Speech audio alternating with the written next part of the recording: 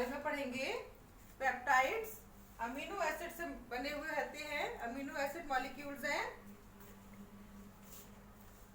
जब दो amino acid molecule combine करते हैं तो डाइपेप्टाइड बनता है, और इसी तरीके से जब many amino acid molecule combine करते हैं तो पॉलीपेप्टाइड्स बनता है। जब प्रोटीन की हम हाइड्रोलिसिस करते हैं तो सबसे पहले हमें पॉलीपेप्टाइड प्राप्त होते हैं, पॉलीपेप्टाइड की फर्दर हाइड्रोलिसिस से पेप्टाइड्स, और लास्ट में हमें अमीनो एसिड मॉलिक्यूल्स मिलते हैं। जैसे कि बच्चे आप लोग जानते ही हैं, पेप्टाइड पॉलीएमाइड्स होते हैं और इनका निर्माण एक अमीनो अम्ल को दूसरे अमीनो अम्ल के साथ कंडेंसेशन करके किया जाता है।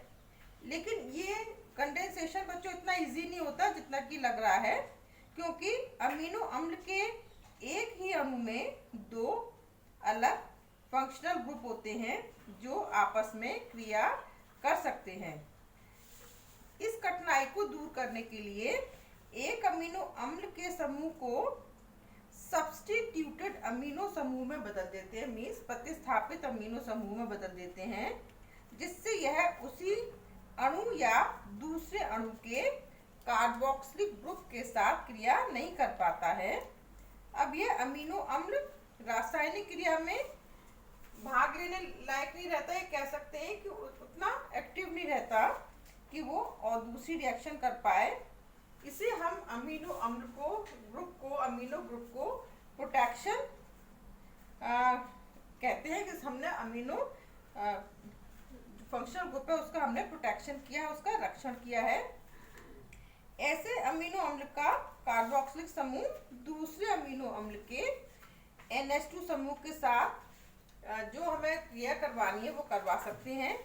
इस प्रकार अमीनो अम्ल के हम कार्बोक्सिलिक समूह में COOH समूह को भी प्रोटेक्ट करते हैं और अपनी जो डिजायरेबल रिएक्शन है इच्छा अनुसार हम आगे की कंडेंसेशन रिएक्शन कराते हैं। तो कल हमने देखा था इससे लास्ट वीडियो में कि हम दो अमीनो अम्ल को कैसे कंडेंसेशन करके पेप्टाइड बनाते हैं, और कई अमीनो अम्ल जब जुड़ जाते हैं तो पॉलीपेप्टाइड बन जाता है। तो इसके कुछ सिद्धांत हैं, कुछ सामान्य सिद्धांत है पॉलीपेप्टाइड सिंथेसिस के। एक्चुअली इसको 4 पॉइंट में इसको डिवाइड किया गया है। नंबर 1 है protection of the amino group, दूसरा प्रोटेक्शन ऑफ कार्बोक्सिल ग्रुप, तीसरा protection of the side chain, और चौथा है activation of the carboxyl group. 1 by 1 देखेंगे। तो जनरल प्रिंसिपल ऑफ, सबसे पहले देख लेंगे हम, लिखेंगे general principles of polypeptide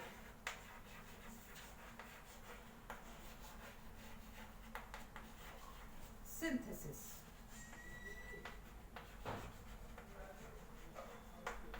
General principles of polypeptide synthesis. सबसे पहला है इसमें protection of amino group.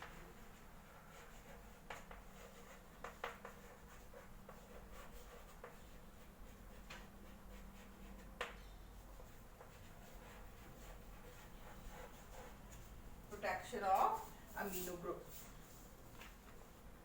The first step of all the polypeptide synthesis is the protection of amino group. Amino group is very active. For this purpose, a protective group is introduced on one of the amino acid molecule. A good protecting group must exhibit the following characteristics. Amino group को protect करने के लिए हमें कोई ना कोई protecting group जोड़ना पड़ेगा। जो प्रोटेक्टिंग ग्रुप हम जनरली जो हमारे प्रोटेक्टिंग ग्रुप होते हैं वो हैं बेंजीलऑक्सीकार्बोनिल, टर्शीब्यूटारॉक्सीकार्बोनिल, ट्रिटिल ग्रुप, थैलोइल ग्रुप और टोसाइल ग्रुप।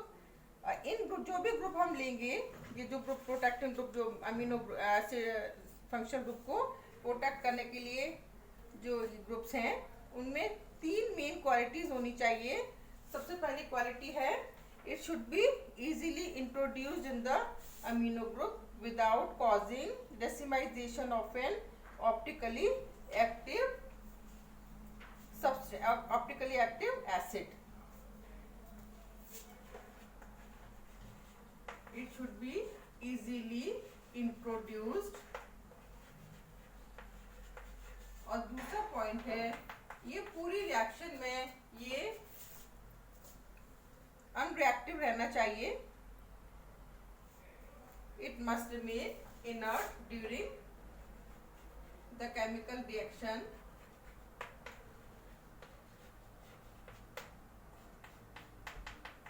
और थर्ड पॉइंट है, it should be removable under mild condition.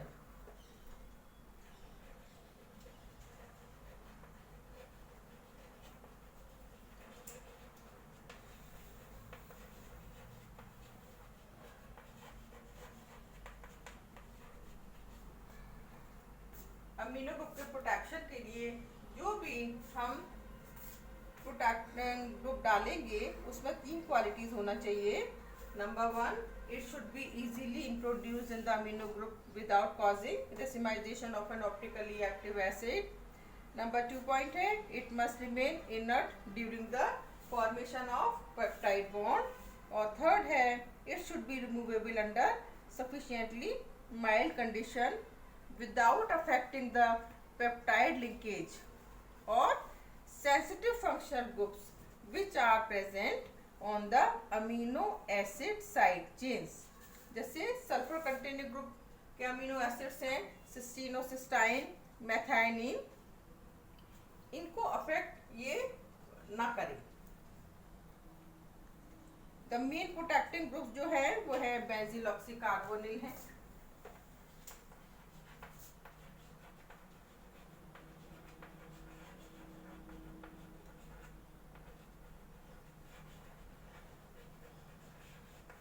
ट्रिटिल, टोसाइल, थैलोइल etc. are amino group protecting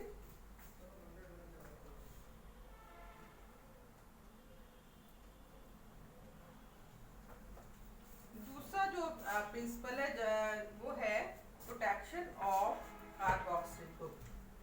next है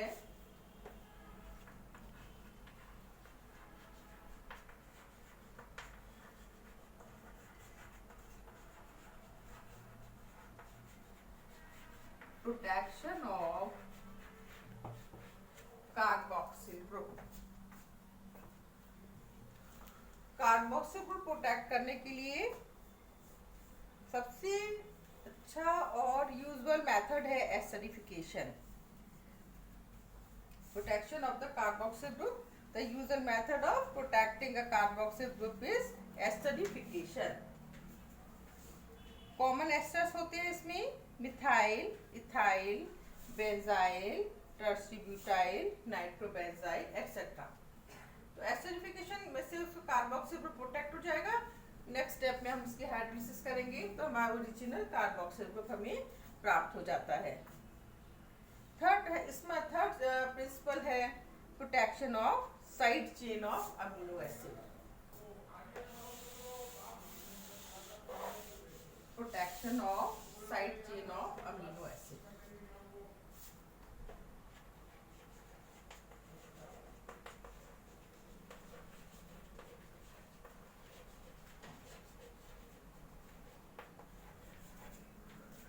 कुछ अमीनो एसिड्स होते हैं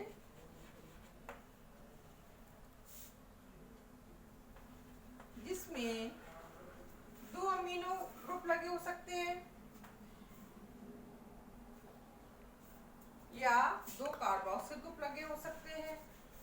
तो इसमें ऐसा प्रोटेक्टिंग ग्रुप इंट्रोड्यूस कराते हैं जो साइड चेन और जो मेन चेन है दोनों ग्रुप्स को प्रोटेक्ट करें. जैसे लाइसिन में लास्ट ग्रुप में अमीनो एंड पर एक अमीनो ग्रुप फंक्शनल ग्रुप लगा हुआ है पेप्टाइड चेन में, और ब्लॉकिंग ग्रुप दोनों ही जैसे अल्फा और सिग्मा पोजीशन पे आइडेंटिकल होना चाहिए, जिससे कि दोनों ग्रुप को हम एक साथ तो इंट्रोड्यूस करा सकें और एक साथ ही हम उसको रिमूव कर सकें। ऐसे ही कार्बोक्सिल ग्रुप है, दो कार्बोक्सिल ग्रुप किसी अमीनो एसिड में है जैसे एस्पार्टिक एसिड में, तो उसमें भी सेम कंडीशन रहेगी कि ऐसा प्रोटेक्टिंग ग्रुप होना चाहिए जो दोनों ही साइड चेन में भी और मेन चेन के दोनों कार्बोक्सिल ग्रुप को प्रोटेक्ट करे और एक ही साथ वो रिमूव हो जाए। ऐसे ही सल्फेहाइड्रल ग्रुप का भी है, उसके साथ भी हम सेम ब्लॉकिंग ग्रुप लेंगे जो एक ही स्टेप में उसको इंट्रोड्यूस करा सके और नेक्स्ट स्टेप में उसको रिमूव भी कर सके।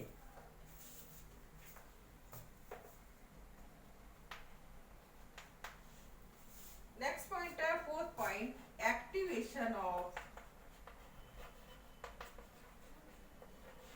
Carboxyl group. कार्बोक्सिल ग्रुप का एक्टिवेशन ऑफ कार्बोक्सिल ग्रुप। बच्चों, रेजोनेंस की वजह से कार्बोक्सिल ग्रुप में जो यूजुअल प्रॉपर्टी होनी चाहिए नॉर्मल कार्बोनिल ग्रुप की, वो नहीं हो पाती हैं क्योंकि इसमें रेजोनेंस होता है। इसको इस तरीके से शो कर सकते हैं।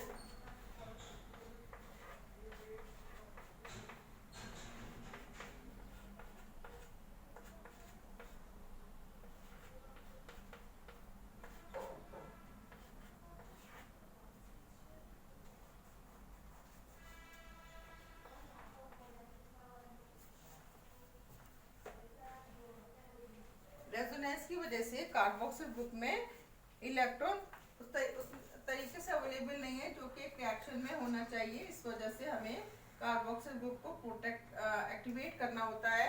एक्टिवेट करने के लिए हम इसमें एक्टिवेटिंग ग्रुप्स को इंट्रोड्यूस कराते हैं। एक्टिवेटिंग ग्रुप्स हो सकते हैं हैलोजन्स हो सकते हैं, एसिड क्लोराइड्स हो सकते हैं, मिक्स एनहाइड्राइड्स हो सकते हैं, एसिड एजाइड्स हो सकते हैं और एन डैश डाइसाइक्लोहेक्सिल कार्बोडिमाइड भी कार्बोक्सिल ग्रुप को एक्टिवेट करने का ग्रुप है।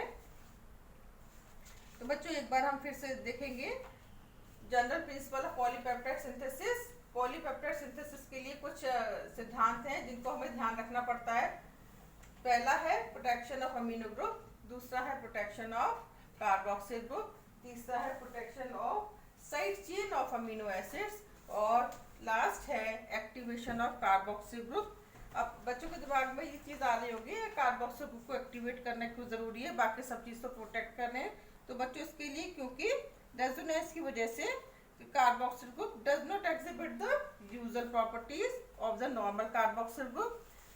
ठीक है, this means that the acid group will not accept a pair of electron readily which are offered by the nucleophilic attack of the carboxyl protected amino group. The activation of the carboxyl group can be done by converting the OH of the carboxyl acid to a better leaving group. For example, if OH is replaced by X, X means halogen. If OH is replaced by X, such as in acid chlorides, the reaction is facilitated. Reaction easily हो जाएगी। ऐसे ही दूसरे जो activating groups जो हो सकते हैं, इसके अलावा वो हैं एसिड क्लोराइड्स हैं, एसिड एजाइड्स हैं, मिक्स एनहाइड्राइड्स हैं। इनको हम यूज करते हैं कार्बोक्सिल ग्रुप को एक्टिवेट करने के लिए। उसके बाद हम पॉलीपेप्टाइड की सिंथेसिस करना स्टार्ट करते हैं। दैट्स ऑल बच्चों, थैंक यू।